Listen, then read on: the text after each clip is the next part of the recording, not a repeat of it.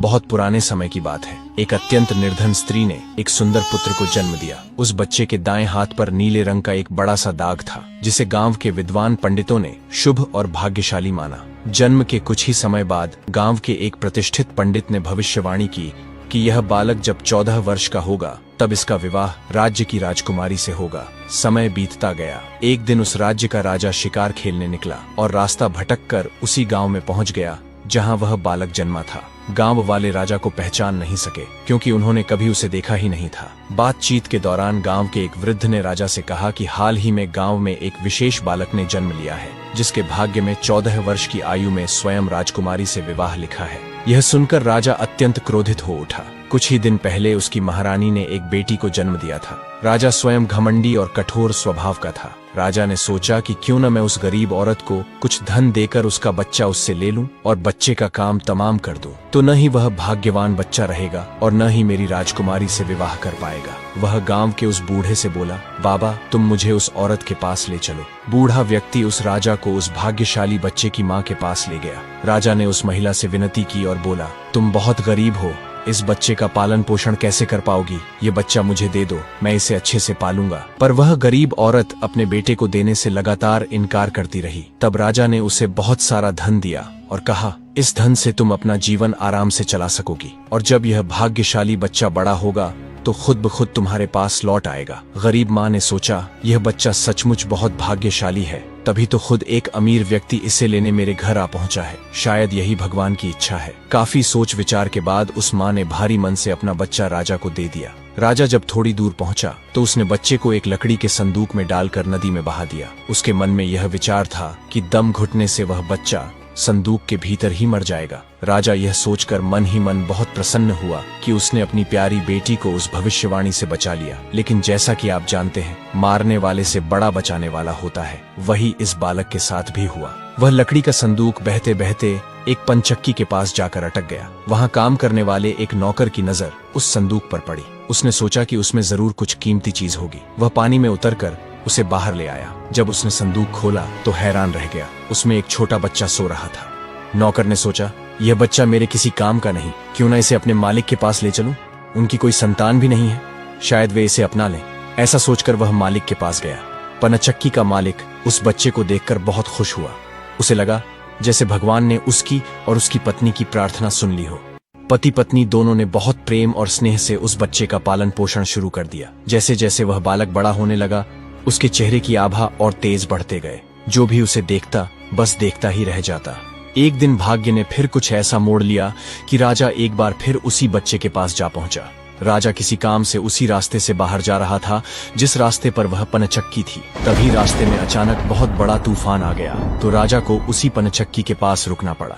पनचक्की पर एक सुंदर युवक को बैठा देखकर राजा चौंका। उसने पनचक्की के मालिक से पूछा, क्या यह तुम्हारा बेटा है? यह तो बहुत ही सुंदर है। पनचक्की का मालिक बोला, हाँ यह मेरा बेटा है, क्योंकि मैंने ही इसे पाल पोस कर बड़ा किया है। आज से करीब 14 साल पहले यह बच्चा हमें एक लकड़ी के संदूक में मिला था। राजा को पुरानी बातें एकदम ताजा हो गईं। चक्की के मालिक की बात सुनकर राजा को बहुत आश्चर्य हुआ कि वह बच्चा, जिसे वह अब तक मरा हुआ समझ रहा था, अभी तक जिंदा है। उसने उस लड़के को खत्म करने की एक और तरकीब सोची। वह पंचक्की के मालिक से बोला, क्या आप इस लड़के को मेरा एक काम करने की आज्ञा दे सकते हैं? दरअसल मैं रानी के पास एक पत्र भिजवाना चाहता हूँ। यह पत्र बहुत ही जरूरी है। मैं इस काम के लिए इसे सोने के 2 सिक्के दूंगा। चक्की का मालिक उसे भेजने के लिए तैयार हो गया और लड़का भी फौरन राजी हो गया। राजा ने झट से अपनी रानी को एक पत्र लिखा। उसने लिखा, जैसे ही यह लड़का तुम्हारे पास मेरा यह पत्र लेकर पहुंचे, तुम इसे मरवा देना और महल से दूर दफनवा देना। यह सब कुछ मेरे वापस आने से पहले हो जाना चाहिए। इतना लिखने के बाद पत्र को मुहरबंद कर राजा ने वह पत्र उस लड़के को दे दिया। लड़का वह पत्र लेकर राजमहल की ओर चल दिया। वह आज तक कभी अपने घर से बहुत दूर नहीं गया था, इसलिए वह राजमहल का रास्ता नहीं ढूंढ सका और जंगल में भटकने लगा। शाम ढल चुकी थी। तभी उसे अंधेरे में दूर एक रोशनी दिखाई दी। वह दौड़कर उस रोशनी की ओर गया तो देखा कि वहां एक छोटा सा कच्चा घर था। उस घर में कोई दरवाजा नहीं था। जब वह अंदर गया तो देखा कि एक बूढ़ी औरत आग जलाकर अकेली बैठी है।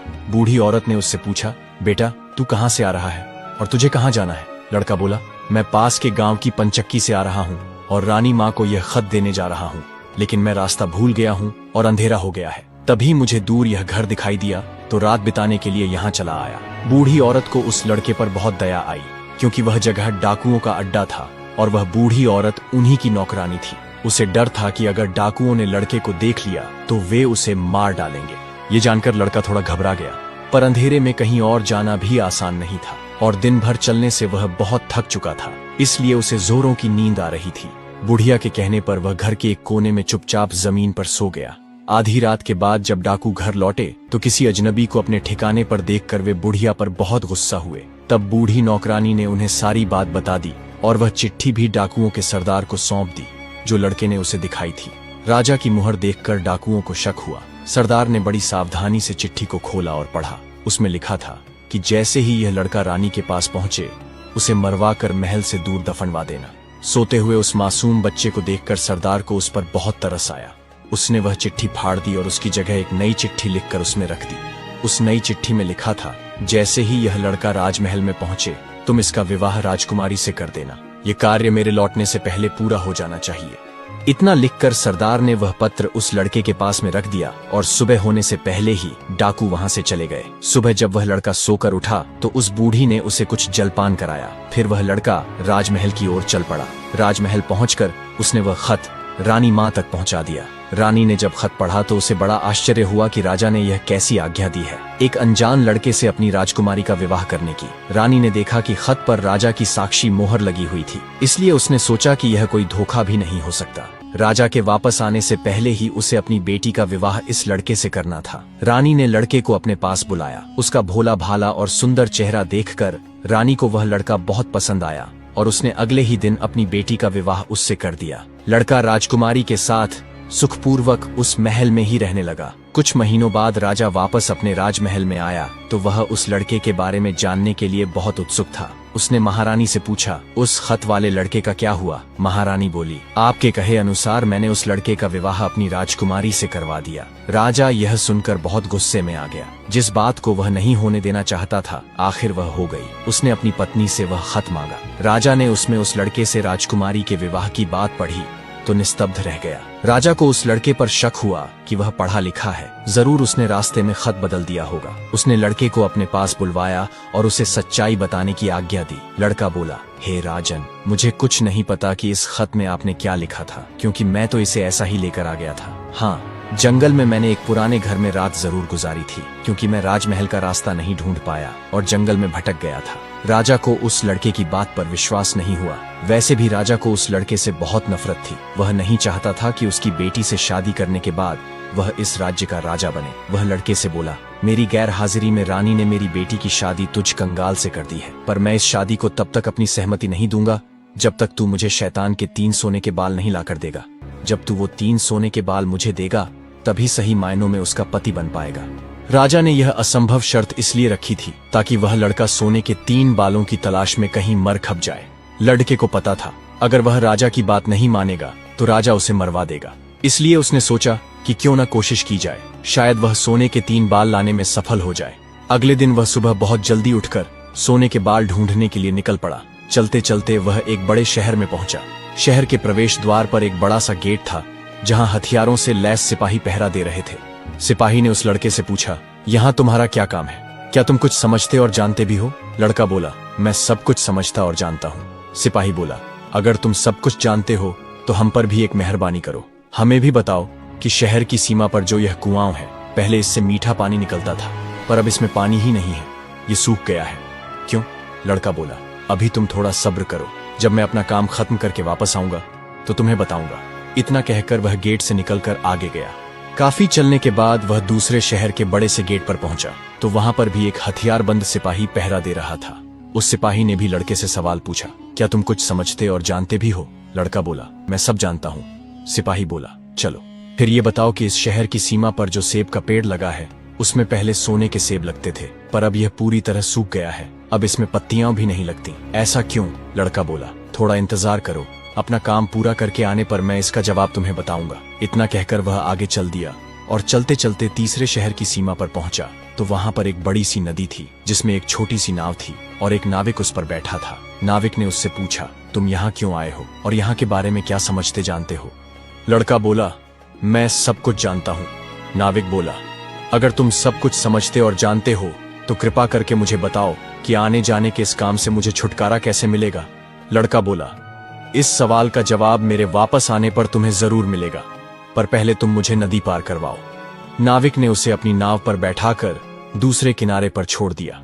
जैसे ही वह नदी के दूसरे किनारे पर गया, उसे वहां नीचे की ओर जाने वाला कच्चा और अंधेरा सा रास्ता दिखाई दिया। वह उसी रास्ते पर चल पड़ा। काफी नीचे पहुंचने पर वह एक पुराने से घर के पास पहुंचा तो वह उस घर के अंदर गया। तब उसे एक बूढ़ी औरत मिली। वह बुढ़िया एक जादूगरनी थी। वह बोली, अरे बच्चे, तू कौन है और यहाँ पर क्यों आया है? तुझे पता नहीं कि यहाँ पर राक्षस रहता है? लड़का बोला, मैं ठीक जगह पर आया हूँ। अब तुम मेरी सहायता करो। मुझे राक्षस के सिर के 3 सोने के बाल चाहिए, नहीं तो मुझे मेरी पत्नी कभी वापस नहीं मिलेगी। बूढ़ी जादूगरनी को उस लड़के पर तरस आ गया। बूढ़ी औरत बोली, बेटा, यह तो तेरी बहुत बड़ी मांग है, इसे पूरा करना इतना आसान नहीं है। राक्षस घर वापस आने ही वाला है। वह तुझे देखेगा तो कच्चा ही चबा जाएगा, इसलिए मुझे ही तेरी रक्षा करनी पड़ेगी। उस बूढ़ी जादूगरनी ने उसे अपने जादू से एक मक्खी बना दिया। लड़का बोला, बूढ़ी माँ, मुझे आपसे 3 सवालों के जवाब भी पूछने हैं। पहला सवाल है, एक कुआं जिसमें पहले शरबत की तरह मीठा पानी निकलता था, आजकल क्यों सूख गया है? दूसरा सवाल है कि एक सेब का पेड़ जिस पर पहले सोने के सेब लगते थे, अब उस पर पत्ते भी नहीं लगते, वह पेड़ क्यों सूख गया है? तीसरा सवाल है कि एक नाविक को क्यों हमेशा इधर से उधर जाना पड़ता है, उसे इससे छुटकारा क्यों नहीं मिलता? बूढ़ी जादूगरनी बोली, ये तीनों बड़े कठिन सवाल हैं। इन सवालों के जवाब भी हमें राक्षस से ही मिल सकते हैं, पर अब तू चुपचाप छुप जा, नहीं तो जिंदा नहीं बचेगा। थोड़ी ही देर में राक्षस घर पहुंचा। अंदर घुसते ही उसने शोर मचाना शुरू कर दिया। मुझे अपने घर में किसी मनुष्य की गंध आ रही है, आज जरूर कुछ गड़बड़ है। इतना कहकर उसने पूरे घर में झांक कर देखा, पर उसे कोई भी मनुष्य नहीं मिला। उसकी धाई माँ उस पर गुस्सा करने लगी और बोली, अभी कुछ देर पहले ही तो मैंने पूरा घर साफ किया है, मुझे तो यहाँ कोई मनुष्य नहीं दिखाई दिया। लगता है तेरी नाक में ही मानस गंध घुस गई है। चुपचाप आराम से बैठ और भोजन कर। वह चुपचाप खाना खाकर वहीं जमीन पर बिछी हुई बड़ी सी चटाई पर लेट गया। लेटते ही उसे नींद आ गई। उसकी धाई माँ भी आज उसके पास बिछी दूसरी चटाई पर लेट गई। जब राक्षस नींद में जोर जोर से खर्राटे लेने लगा तो धाई माँ ने उसके सिर से सोने का एक बाल उखाड़ लिया। राक्षस दर्द से कराह उठा और बोला, ओ माँ, तू ये क्या कर रही है? मेरे बाल क्यों खींच रही है? धाई माँ बोली, बेटा, मैंने अभी भयंकर सपना देखा तो डर के मारे तेरे बाल पकड़ लिए। राक्षस बोला, ऐसा कौन सा सपना था जिससे तू इतना डर गई? बूढ़ी धाई माँ बोली, मैंने सपने में देखा कि बाजार वाला कुआं जिससे शरबत निकलता था अब सूखा पड़ा है। इसमें किसका कसूर है? राक्षस बोला, इसे सिवाय मेरे कोई नहीं जानता। उस कुएं के नीचे एक बड़ा सा पत्थर है और उसी पत्थर के नीचे एक बड़ा सा मेंढक रहता है। वह मेंढक सारा शरबत पी जाता है, इसलिए जब तक उसे मारा नहीं जाएगा तब तक शरबत नहीं निकलेगा।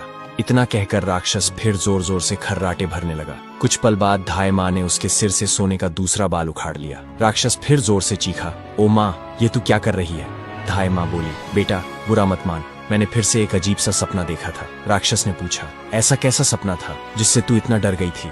बूढ़ी बोली, मैंने सपने में देखा कि राज्य की सीमा पर जो सेब का एक पेड़ है जिस पर पहले सोने के सेब लगते थे, अब सूख गया है। इसके सूखने का क्या कारण है? राक्षस बोला, इस पेड़ की जड़ में एक चूहा रहता है जो इसकी जड़ों को काटता रहता है। अगर उस चूहे को मार दिया जाए तो वह पेड़ फिर से सोने के सेब देने लगेगा। पर अब तू मुझे अपने सपनों से परेशान मत कर, मुझे चैन से सोने दे। इतना कहकर राक्षस फिर जोर जोर से खर्राटे लेने लगा। थोड़ा ही समय हुआ था कि बूढ़ी माँ ने फिर तीसरी बार उसका एक और बाल उखाड़ लिया। अब राक्षस बहुत गुस्से से बोला, बुढ़िया, लगता है तेरे दिन पूरे हो गए हैं जो तुझे अपनी जिंदगी से प्यार नहीं। बूढ़ी माँ उसे शांत करने की कोशिश करने लगी, फिर बड़े प्यार से बोली, बेटा, मैं इन अजीब अजीब सपनों का क्या करूं? अभी अभी मैंने फिर से एक अजीब सपना देखा। राक्षस बोला, ऐसा कौन सा सपना देखा? जल्दी कह, मुझे जोर से नींद आ रही है। बूढ़ी माँ बोली, मैंने सपने में देखा कि मुझसे एक नाविक शिकायत कर रहा था कि उसे हर समय इधर से उधर जाना पड़ता है, उसे इससे छुटकारा क्यों नहीं मिलता? इसमें उसका क्या कसूर है? राक्षस बोला, वह नाविक मूर्ख है, उसे पता नहीं है कि वह एक श्रापित चप्पू को पकड़े हुए है। जिस दिन वह किसी और आदमी के हाथ में अपना चप्पू दे देगा, उसे हर रोज के आने जाने से छुटकारा मिल जाएगा। इतना कहकर राक्षस बोला, बुढ़िया, अब की बार तूने मुझे परेशान किया तो तुझे जान से मार दूंगा। सुबह होते ही बूढ़ी माँ ने उस मक्खी बने लड़के को अपनी झोपड़ी से बाहर निकाला, फिर उसे उसके असली रूप में कर दिया और उसे 3 सोने के बाल देकर बोली, अपने तीनों सवालों के जवाब तो तू सुन ही चुका है, अब यहाँ से भाग जा। अब लड़का बाल लिए अपने ससुर के राज्य की ओर चल पड़ा। रास्ते में उसे फिर वही नाविक मिला। नाविक ने जब उसे दूसरी ओर उतारा तो वह लड़का बोला, तुम अपना यह चप्पू किसी और के हाथ में दे देना, तभी तुम्हें इस रोज रोज के आने जाने से छुटकारा मिल जाएगा। जब दूसरे सिपाही को उसने उसके प्रश्न का उत्तर बताया तो उसने बहुत सारा धन एक गधे पर लाद कर उस लड़के को इनाम के रूप में दिया। वह उस धन से लदे हुए गधे को लेकर जब पहले सिपाही के पास पहुंचा तो उसे भी उसके प्रश्न का उत्तर बताया। उस सिपाही ने भी बहुत सारा धन एक गधे पर लाद कर उसको इनाम दिया। अब वह सोने के 3 बाल और 2 गधों पर ढेर सारा धन लेकर अपने ससुर के पास पहुंचा तो उसे देखकर राजा हैरान रह गया। तीनों बाल और धन से भरे हुए 2 गधों को देखकर राजा ने उससे पूछा, तुम्हें यह इतना ढेर सारा धन कहाँ से मिला? लड़का बोला, मैं नदी के उस पार गया था, वहां मुझे बहुत सारा धन मिला, उसमें से कुछ धन मैं अपने साथ ले आया। राजा को लालच आ गया। वह लड़के से बोला, क्या मैं भी नदी के उस पार से तुम्हारी तरह कुछ धन ला सकता हूँ? लड़का बोला, क्यों नहीं। उस नदी में नाव पर एक नाविक बैठा है जो अपनी नाव से आपको उस पार ले जाएगा, पर आप उसका चप्पू उससे लेकर नाव को खुद चलाइएगा तो नदी की दूसरी ओर पहुंचकर तुम्हें ढेर सारा धन मिलेगा। लालची राजा इतना सुनकर नदी की ओर चल पड़ा। वहीं छोटी सी नाव पर वह नाविक बैठा था। राजा उस नाविक के पास गया और उसके हाथ से उसका चप्पू लेकर खुद नाव चलाने लगा। अब उस नाविक को रोज के आने जाने से छुटकारा मिल गया और राजा को उसके कर्मों के अनुसार सजा मिल गई। अब वह उस नाव पर इधर से उधर करता रहता। अब राजमहल में लड़का राजकुमारी के साथ खुशी खुशी जीवन बिताने लगा। तो दोस्तों, ये कहानी हमें यह बताती है कि लालच का अंत हमेशा बुरा होता है, जबकि ईमानदारी और समझदारी से इंसान सफलता और सुख को प्राप्त करता है।